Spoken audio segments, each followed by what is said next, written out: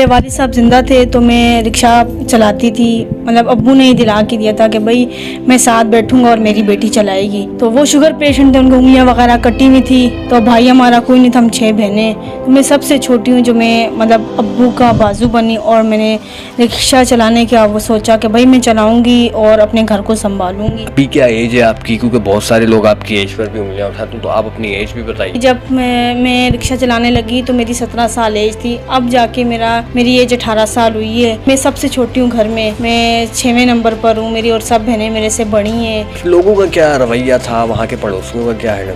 कोई अच्छा भी बोलता था, कोई बुरा भी बोलता था, क्योंकि वो कहते हैं कि आप क्यों चला रही हैं, आपके घर में कोई मर्द नहीं है, कमाने वाला कोई नहीं है जो आपके साथ आप घर पे हो और चलाएं। तो जब ये घर मिला तो कैसी खुशी थी? जी मुझे बहुत खुशी हो रही थी कि जो मेरे साथ वादा किया गया था सिंध गवर्नमेंट ने वो पूरा कर दिखाया था। मुझे बताएं आप अब आगे का क्या लाए हैं मले? अब भी आप रिक्शा ड्राइव कर रही हैं या आप कुछ और नया कुछ सोचा है? जब मेरे घर की इफ्तिताह हुई थी तो उन्होंने कहा था बेटा हम आपको मंथली आपकी नौकरी का कुछ करेंगे। फिर नौकरी तो मेरी नहीं लगी क्योंकि मैंने 8 तक पढ़ा हुआ था। तो उन्होंने ये किया है कि मंथली मुझे सैलरी दे रहे थे। अस्सलाम वालेकुम नाज़रीन, आज हम आपकी मुलाकात करवा रहे हैं कराची की बाहिम्मत एक लड़की जो है अलीशा सेफ, जिसने अपनी घर की किफ़ालत का बेड़ा उठाया है। गुज़िश्ता साल 2022 में भी हमने इस स्टोरी को कवर किया था और अवामी आगाही पहुंचाई गई थी कि अलीशा जो है बाहिम्मत तरीके से अपने घर की किफ़ालत करती हैं। जब अपने वालिद मोहतरम में जमील साहब की वफ़ात हुई तो अलीशा पीछे ना हटी और अपने वालिद का ही रिक्शा उठाया और ख़ुद ही कराची की सड़कों पर निकल पड़ी और रिक्शा चलाकर घर की किफ़ालत करने लगी। मगर अरसा दराज गुजरता गया, सोशल मीडिया की जीनत भी अलीशा बनती गई। लेकिन कुछ अर्सा कबल बाद ही एक बड़ा खुशखबरी ऐलान सामने आया सिंध हुकूमत की जानिब से बिलावल भुट्टो ज़रदारी साहब की स्कीम के तहत कि अलीशा को जो है घर दिया गया, जो कि कराची शाह फैसल कॉलोनी की रिहायशी थी। पहले ये मुख्तलिफ़ इलाकों में भी रिक्शा चलाया करती थी, कराची में भी बड़ी वायरल हुई, जिसके बाद अब अलीशा जो है अपने घर में रह रही हैं और हुकूमत सिंध का एक बड़ा तोहफ़ा है अलीशा को। और बात कर ली जाए अगर अलीशा के हवाले से कि वो कब से रिक्शा चला रही हैं और इनकी मज़ीद क्या कानूनी हवाले हैं और एक सोशल मीडिया ट्रेंड के बाद इनकी ज़िंदगी में खुशखबरियाँ जो आई हैं, उसके बाद अलीशा किस तरह की लाइफ गुजार रही हैं, अलीशा की एक खूबसूरत कहानी आपको सुनाते हैं। तो आइए चलिए। इस वक्त अलीशा हमारे साथ मौजूद है। अलीशा से बात करते हैं और जानते हैं कि आखिरकार उनको जब ये घर मिला और उसके बाद उससे पहले की क्या कहानी थी और बीच में उनके साथ क्या हुआ और किस तरह से सब कुछ सफ़र का आगाज़ हुआ। सबसे पहले तो मुझे बताइएगा अलीशा कि आपको जब ये घर मिला तो कैसी खुशी थी? जी मुझे बहुत खुशी हो रही थी कि जो मेरे साथ वादा किया गया था सिंध गवर्नमेंट ने वो पूरा कर दिखाया था। तो बस घर की ज़्यादा हमारी परेशानी थी क्योंकि किराए के घर थे, तो किराया बढ़ा दिया था मालिक मकान ने कि लोगों ने कहा कि भाई इनको करोड़ रुपए का मकान मिल गया, तो उन्होंने घर की वो किराया ज़्यादा बढ़ा दिया था, फिर हमारी अफोर्ड नहीं थी। अच्छा पहले तो मुझे बताइएगा जब ये रिक्शे का आगाज़ किया था तो कौन सा महीना चल रहा था कि आपने किया और फिर वालिद साहब की भी डेथ हो गई थी, तो कौन से महीने में डेथ हुई और किस बिना पर डेथ हुई, क्या बीमारी थी उनको और उसके बाद ये कैसे सब मतलब ज़िंदगी इमोशनल की तरफ कैसे गुजरी? जी जब मेरे वालिद साहब ज़िंदा थे तो मैं रिक्शा चलाती थी। मतलब अब्बू ने ही दिला के दिया था कि भाई मैं साथ बैठूंगा और मेरी बेटी चलाएगी। तो वो शुगर पेशेंट थे, उनकी उंगलियां वगैरह कटी हुई थी। तो भाई हमारा कोई नहीं था, हम 6 बहनें। तो मैं सबसे छोटी हूँ जो मैं मतलब अब्बू का बाजू बनी और मैंने रिक्शा चलाने का वो सोचा कि भाई मैं चलाऊँगी और अपने घर को संभालूँगी। तो वालिद साहब साथ बैठते थे, मैं रिक्शा चलाती थी, पूरा दिन बाहर रहती थी। तो मगरिब से पहले मैं घर जाती थी, मुश्किलात भी बहुत आई। पहले तो मुझे बताइए कि जब उन्होंने ऐलान किया सिंध हुकूमत ने तो कितने अरसे के बाद मिला था मकान का ऐलान? तो क्योंकि उन्होंने पहले ही कर दिया था तो फिर कितना टाइम लगा तकरीबन बीच में? जी बस बहुत टाइम लगा, 8-9 महीने लगे हैं। जो उन्होंने बोला था कि भाई बीच में थोड़ी परेशानी है, पहले मुझे कुरंगी में दिया था तो कुरंगी वाला कैंसिल करके तो फिर मुझे ये शारा फैसल वाला दिया है, क्योंकि हमारे साथ जेंट्स कोई भी नहीं था। मेरी अम्मी और मेरी बड़ी बहन और मैं थे, तो इस वजह से हम दूर नहीं रह पा रहे थे। तो उन्होंने फिर ये घर प्लॉट लिया, इसको बना के फिर हमारे हैंड ओवर किया। मुझे बताएं फिर सिंध हुकूमत के लिए कितनी आपकी दिल से दुआएं निकलती हैं कि उन्होंने एक कहाँ से आपको कहाँ तक पहुँचाया, जिसकी सबसे बड़ी उम्मीद थी आपकी वो पूरी कर दी उन्होंने अपना कर। जी बिल्कुल, सन 2022 में मेरी न्यूज़ चली और सिंध गवर्नमेंट ने मेरे साथ रब्ता किया, नवाब अली वसान सर ने, फयाज जतोई सर ने, कि बेटा हम आपको घर पहले प्लॉट ढूंढेंगे शारा फैसल के अंदर और आपको फिर बना के देंगे। फिर उन्होंने वो वादा पूरा किया, सन 2023 में उन्होंने मुझे चाबी हैंड ओवर की और मेरे घर की इफ्तिताह की, फिर हम लोग इधर शिफ्ट हो गए। तो पहले मुझे बताइए कि वालिद साहब के बाद जब वफ़ात हुई है तो फिर उसके बाद आपकी क्या गुजरी, लोगों ने क्या सोचा कि यार आप खुद लक्ष्य चला रही हैं? क्योंकि हमारे माशरे में शायद कोई भी ख़वातीन अगर काम स्टार्ट करती तो उसको बहुत बुरा समझा जाता है कि क्यों किफ़ालत कर रही है, तो फिर लोगों का क्या रवैया था, वहाँ के पड़ोसियों का क्या है? जी बिल्कुल, रवैया तो कोई अच्छा भी बोलता था, कोई बुरा भी बोलता था, क्योंकि वो कहते हैं कि आप क्यों चला रही हैं, ये तो कोई आपके घर में कोई मर्द नहीं है, कमाने वाला कोई नहीं है जो आपके साथ आप घर पे हो और वो चलाएं। मैंने कहा मेरे अब्बू जब थे तो मेरे साथ बैठते थे, जब उनका इंतकाल हुआ तो मैं अकेली पूरा कराची में सवारियां उठाती थी। तो बस जैसे हमारे साथ अल्लाह था और अल्लाह ने हमारी सुनी है, तो बस ये आज इस मकाम पे पहुँची हूँ कि मुझे अल्लाह ने अपने सर की छत दे दी।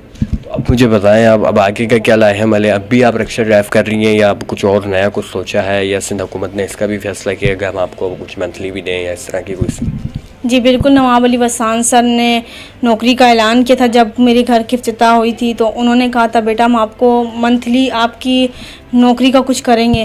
तो फिर नौकरी तो मेरी नहीं लगी क्योंकि मैंने 8 तक पढ़ा हुआ था, तो उन्होंने ये किया है कि मंथली मुझे सैलरी दे रहे थे। तो अब जाके नवाब अली वसान सर ने कहा कि बेटा हम आपको कोई अच्छी नौकरी पर आपको लगा देंगे और आपके घर का गुजारा चलता रहेगा। अच्छा मुझे बताएं आप लोग कितने बहन भाई हैं और कितने मतलब मैरिड हैं, और आप क्या अनमैरिड हैं या मैरिड हैं? जी मेरी 4 बहनों की शादी हुई हुई, अभी एक बहन की शादी है, मेरे से बड़ी हैं, उनकी अभी 4-5 महीने बाद उनकी शादी है। बस इनकी शादी के लिए भी परेशान हैं, क्योंकि अल्लाह ने जो हमारी सबसे बड़ी परेशानी थी वो हमारी घर की थी, अल्लाह ने घर हमें दे दिया। बस अब बहन की शादी है, बस थोड़े परेशान हैं, तो अल्लाह करेगा कि इसकी भी शादी का कुछ ना कुछ हो जाएगा। अच्छा अलीशा मुझे बताएं, जब आपका रिक्शा वगैरह रास्ते में या कहीं पर भी ख़राब हो जाता था उसके बाद लोग हेल्प करते थे या फिर क्या करते थे आपके साथ, या कोई मदद के लिए बंदा आगे बढ़ जाता था या फिर मतलब कहते थे कि हम छुड़वा देते हैं, क्या तासुरात होते थे? जी बिल्कुल, जो हमारे इलाके के लोग थे वो बड़े अच्छे थे। कहीं मैं रिक्शा ख़राब हो जाता था या किसी ट्रैफिक में बंद हो जाता था, ये ट्रैफिक पुलिस वाले मेरी साथ मदद करते थे, या रिक्शा पंचर हो जाता था तो लोग कोई ना कोई आके मेरे साथ हेल्प कर देता था, या मुझे रिक्शा ज़्यादा ख़राब हो जाए तो मुझे मैकेनिक तक ले पहुँचा देते थे। अच्छा मुझे बताइएगा कि जब आप रिक्शा चलाती थी क्या बीतती थी आप पे, क्योंकि हमारे माशरे में जो लड़कियां आजकल पाकिस्तान की देखा जाता है तो वो एक अलग ही जो है एक माहौल की चल रही हैं, और जिस तरह पाकिस्तान का माहौल ओवरऑल हम देख रहे हैं कि मुकम्मल तौर पे जो आहिस्ता आहिस्ता एक गैर मुनासिब होता जा रहा है रवैया भी, तो उस दौरान कितना मुश्किल होता था एक बाहैसियत लड़की आपको रिक्शा चलाना, कितनी मुश्किलात आती थी?